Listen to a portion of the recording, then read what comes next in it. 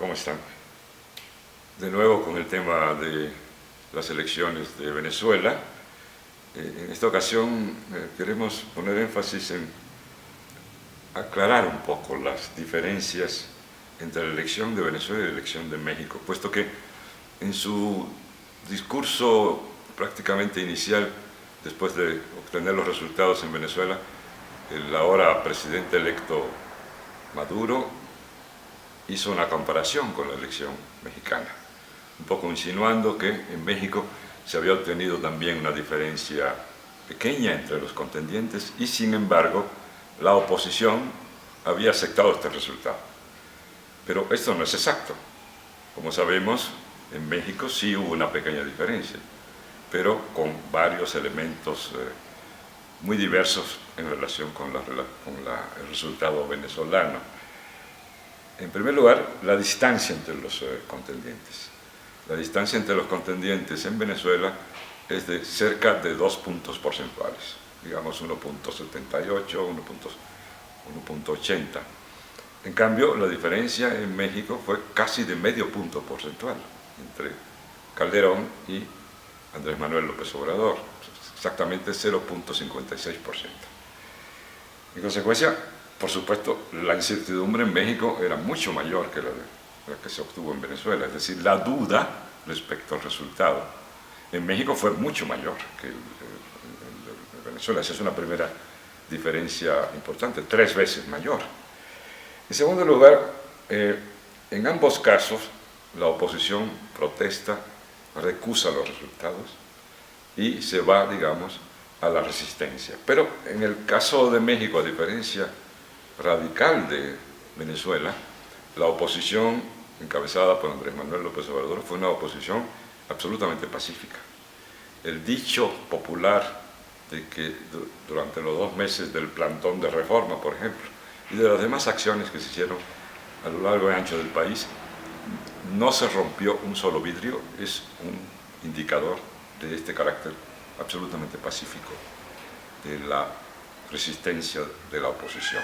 En cambio, en el caso de Venezuela, como hemos visto, la resistencia tuvo ribetes enormemente violentos, incluyendo no solo muertos, asesinatos, alrededor de 7 hasta donde llevábamos la contabilidad, sino que además quemaron sedes del partido de gobierno, se asediaron y en algunos casos se dañaron centros de salud y hubo casos de mucha violencia física, de tal manera que esa es una diferencia fundamental. Yo creo que puede adelantarse que este elemento actuó muy negativamente en el caso de Venezuela contra, digamos, la visión, la presencia de la oposición ante la opinión pública, no solo nacional, sino internacional.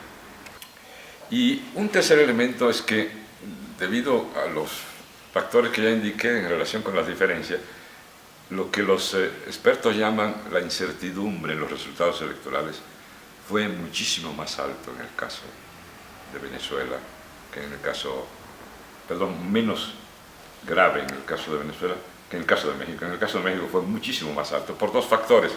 En primer lugar, por lo que ya indiqué de la diferencia. Una diferencia tan pequeña puede ser revertida por pequeños errores que incluso cometieran los involucrados en el proceso de votación y cómputo, aún de manera involuntaria.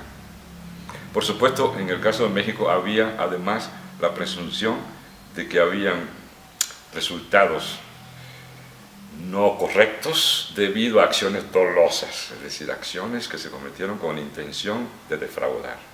Pero aún dejando de lado el elemento doloso, intencional, de modificar el resultado electoral, en México era tal la cantidad de intervenciones humanas con posibilidades de errores humanos que, dicen los expertos, en cada fase en que interviene lo humano hay un rango de posibilidad de error que establece un rango de incertidumbre.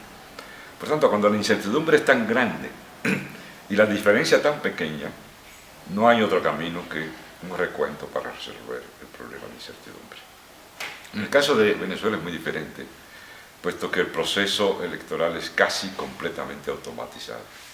Ni siquiera hay una intervención humana en la definición de si el sujeto es un votante aceptable o no, en la medida en que aún la identificación del votante es mediante un sistema de huella digital automatizado.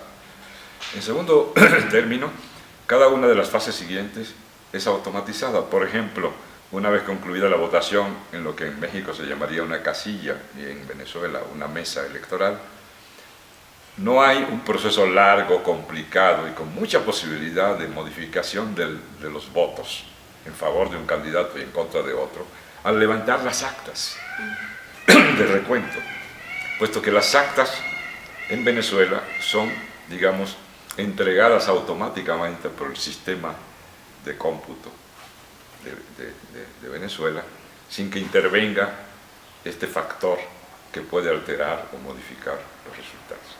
Y antes de enviar este resultado del acta de la mesa al sistema central, es revisado por los funcionarios de casilla y por los representantes de los partidos, de tal manera que hay, por decirlo así, una previa aceptación, aprobación del resultado de cada casilla antes de enviarlo al sistema central.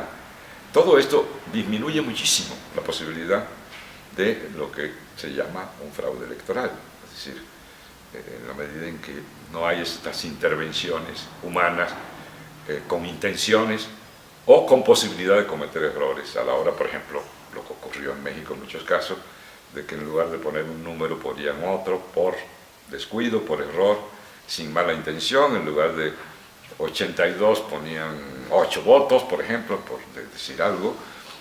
Eso no ocurre en Venezuela. Y luego hay un sistema de cómputo general y un elemento que no se difundió suficiente, y es que por ley, antes de dar a conocer los resultados, hay una auditoría electoral, por ley, del 54% de las casillas o de las mesas electorales, que es altísimo. Si se hiciera un 54% por sí solo ya sería altísimo, pero además tomando en cuenta muestras de las casillas. De tal manera que las probabilidades de que se cometa un fraude sin que sea detectado por un sistema tan rigurosamente escrutador, con un 54% inmediatamente de examen, digamos, aleatorio de las casillas, hace muy difícil concebir un fraude electoral, como lo han reconocido los expertos internacionales, y hablando de personajes políticos, un personaje como Jimmy Carter, que incluso llegó a calificar al sistema electoral venezolano como uno de los mejores del mundo. De tal manera que ahora con el proceso siguiente, la etapa siguiente, en la medida en que ya anuncia la presidenta del Consejo Electoral venezolano que se acepta la petición de la oposición para realizar una auditoría total, es decir, del 46% restantes de las casillas, se abre una nueva etapa que inmediatamente ha tenido efectos, digamos, en el clima político venezolano. Es decir, ya se realizará esta revisión, este análisis, también aleatorio, con un sistema muy complicado, porque no se trata de ver voto por voto, sino de hacer este tipo de auditoría del sistema en el resto de las casillas o de las mesas electorales. Y esto ha tenido inmediatamente el efecto de un llamado del dirigente de la oposición, Capriles, a suspender las acciones de resistencia e incluso un poco de manera entre chusca y dramática sugerir que el día de la toma de posesión sus partidarios lo hagan mientras escuchan y eventualmente bailan salsa, lo cual es algo muy curioso.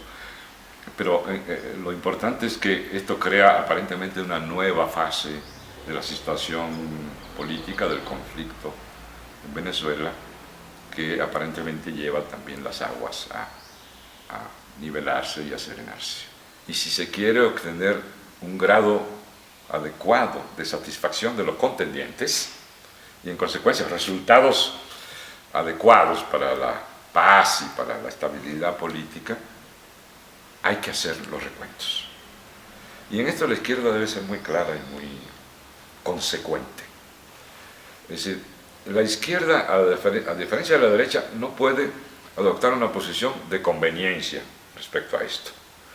No puede decir que en el caso, por ejemplo, de Andrés Manuel López Obrador en México, en donde evidentemente había un grado muy alto de incertidumbre sobre el resultado, era obligatorio, era necesario, era fundamental hacer el recuento, como lo planteó. Y cuando se trata de la izquierda obteniendo el triunfo con una pequeña diferencia y con algún grado de incertidumbre, decir que en ese caso no hay necesidad de hacer el recuento, porque eso sería absolutamente inconsecuente. Sería aplicar una regla de manera, digamos, caprichosa, según la conveniencia. Y la izquierda no puede hacer eso. No lo puede hacer por sus principios, pero no puede hacerlo porque además eso no haría distinción con la derecha, porque lo que hace la derecha es exactamente lo contrario.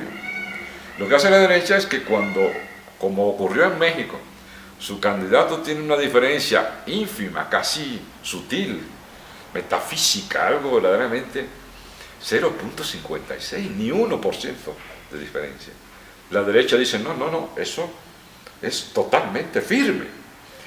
Los grandes políticos del país, los intelectuales que le sirvieron de apoyo en los medios de comunicación, en las revistas, en los foros, de una manera vergonzosa, sostuvieron que ese resultado tan complicado, tan increíble, era no solo creíble, sino que absolutamente transparente y que todo había ocurrido maravillosamente.